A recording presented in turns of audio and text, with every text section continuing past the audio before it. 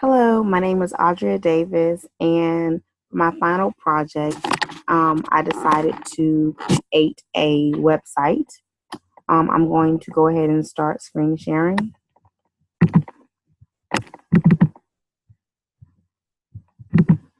So here is my website, and it says Ms. Davis's Thirsty Third Graders Thirsting for Knowledge. Now, when you scroll down, there is a little picture of me. And off to the right is a little paragraph, just a little bit about myself, so my parents and my students can get to know me just a little bit better. They'll find out where I'm from, about how many siblings I have, how long I've been teaching, some things that I'm doing in my spare time, some of my goals in life, and just a little bit about my family. Underneath, there is a link to my YouTube channel. So if I upload any videos, I can always send my students here to my YouTube channel and they can see those uploaded videos as well. And scrolling down right here, this is just something that I found that it really resonated with me. It says, I call my students my kids because in my year together, they aren't just kids on my class list. They become a part of my heart. And all my students really know that, they're just like my kids. I don't have kids, but I treat my students as if they were my own if I had them. And then as I scroll down to the bottom of the page, just a little bit, just to add a little personal touch, it says, but first Jesus and then coffee. I just love this because, I'm about my faith, and also my kids also know that I love my coffee as well. And then as I scroll all the way down, this is a way that my parents can get in touch with me right here. If they have any questions or concerns, I have my contact number and then my email address, and then they can contact me. So now going to the second tab is the Parent Student Resource tab.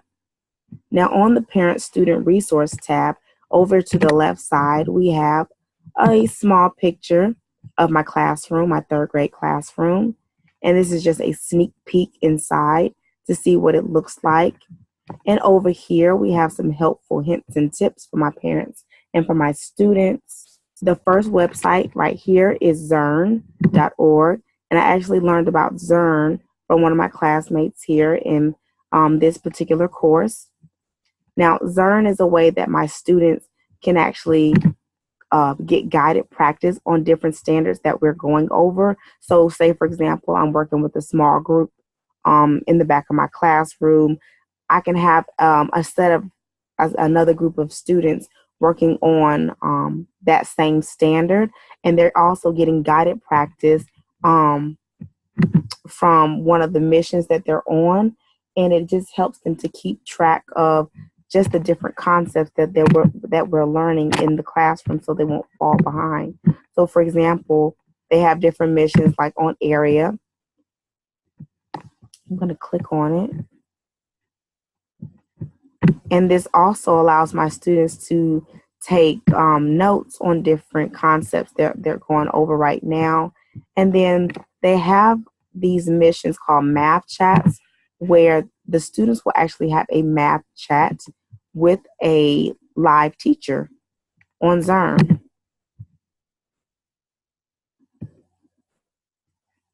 What's up, Zerniac? Are you ready to get started? Let's hit it. Take a look at these two shapes. Which one do you think takes up more space?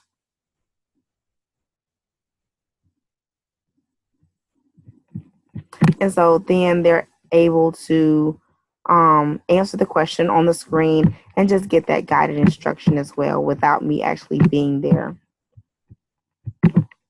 So now going to the next helpful website is mathplayground.com. This is a website that my students love to get on because it just has math games for different standards and different concepts that we're covering, but it allows them to just stay engaged and get that practice that they need. If they're struggling in addition or if they're struggling in subtraction, they're still able to get that practice that they need. Then the next one is a Symbaloo mix. Now this is not my personal Symbaloo mix, but it is a math fluency Symbaloo mix that I found on Google. And one of the things that I like about, let me try to scroll down first. One thing that I like about this Symbaloo, that it has all different types of math resources in this one particular spot. Now, one of the resources that I absolutely love is FactDash right here that my students like to get on to get their practice in with their basic skills. McGraw-Hill Mathematics presents FactDash. Click Go. And then they're able to click on the different operations to get their practice in. They're able to decide what facts they want to practice on, and they're even able to see how many minutes it's going to take them, or even less. Fewer minutes. Right. You will need to complete 30 problems. Click OK to go. And then it allows them to practice their basic facts. Now, this is great for differentiation, especially for those students who need more intervention with basic facts. I'm going to go back to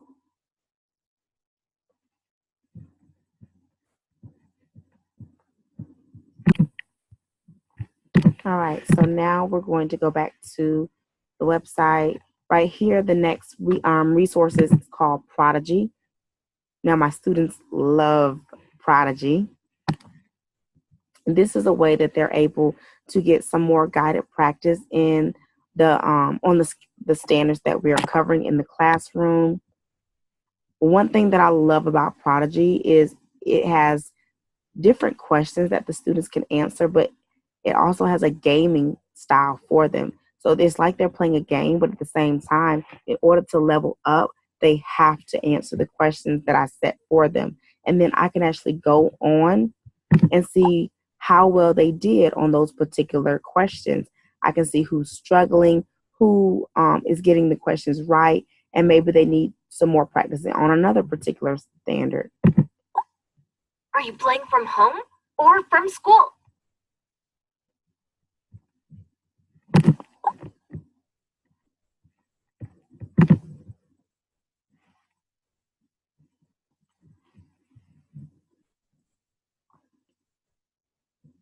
And this is what it looks like. That's what it looks like as for my students. So it really looks like a gaming system. The next resource that I have is Khan Academy. And Khan Academy allows my students also to go on to get that guided practice that they will need for different standards that they're working on. Maybe they need more remediation in a particular on a particular concept, or they need to be moved on in a particular concept. So they can log in with their username and password, and they can get on to practice. Right here we have vocabulary, and I have also provided the username and password for vocabulary for my students. So when they get on, they'll put their username, they'll put the username and password in, and they're able to get different, songs about every particular subject. So we love in my classroom using vocabulary, especially for multiplication and division.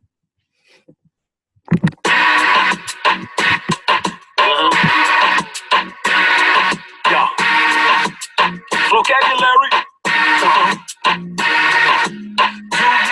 Do you know your twos? Do you know your twos? Do you know your twos? Yeah, I know my twos. Yeah, I know my. So you can see this is a great way to keep the students engaged, and it's a fun way of learning just different facts. I know my students are musically and they're musically inclined to learn, and they're kinesthetic learners.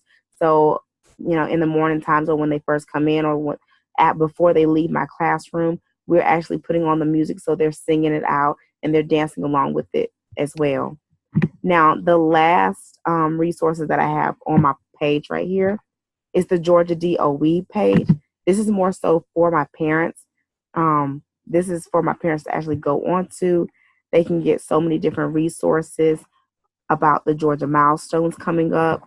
If you go right here to the Learning and Curriculum tab, it has a link that takes you right to the Georgia Milestones Assessment. And then they can get study questions, examples, content weights.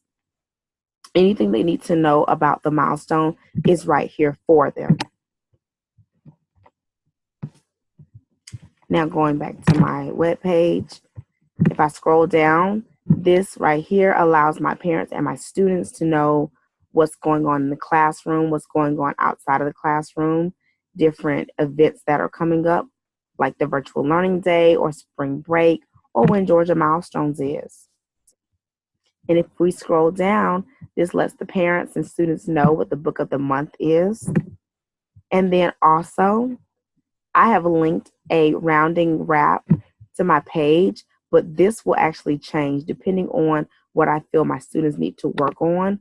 Now, for quite a while, my students were having trouble with rounding, so I decided to actually post this YouTube video right here so they can listen to it anytime they want, and especially if they're actually doing rounding problems, and they can always go to this website and click on this YouTube video and practice while they're watching the video. So the last tab that I have for my website is the math tab. This lets my students know and my parents know what unit we're on, what the unit is called, how long the unit will be, and then it gives a quick little assignment that will be up temporarily where my students have to watch the following video on fractions. It'll take them to the Khan Academy video introduction on fractions.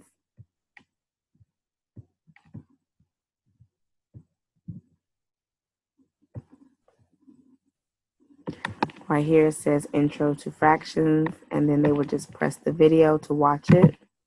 And then it gives directions where it says, then click on the link below and respond by telling me about fractions. So my students would have to copy and paste this particular Leanowit link. And as they copy and paste the link,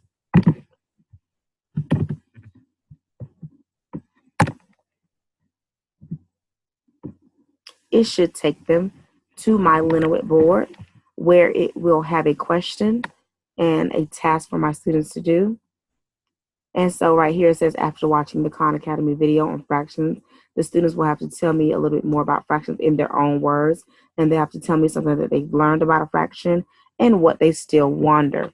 Now, of course, like Leanowit, they'll grab a Post-it note and then they'll type their response in and then place their name on it and then post it. This is a great way that my students are actually getting those typing skills in, and they're practicing responding to different questions that I may have posted. And so that's why, one of the reasons why I like it. And then as we scroll down a little bit further, this is the last part of my math tab, but it just says check out my Symbaloo. And once again, I have placed my own personal Symbaloo right there for my students, because when they first go on, it has a lot of the different websites that they're actually going on for a daily basis. And so it's just right here in one spot.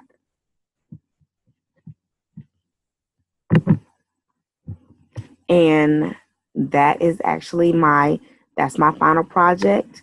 And the reason why I chose a website is because I've never had a website before. I always, in all my teaching career, I've never had a website, but I saw other teachers have a website, and I knew the benefits of having the websites and keeping the parents informed and having a way that my students were getting their resources in one particular location. So that's why I decided to go ahead and create this website and just improve upon my technological skills, but also just have resources for my students and my parents right at their fingertips, so they can be successful in everything that they do. So thank you so much.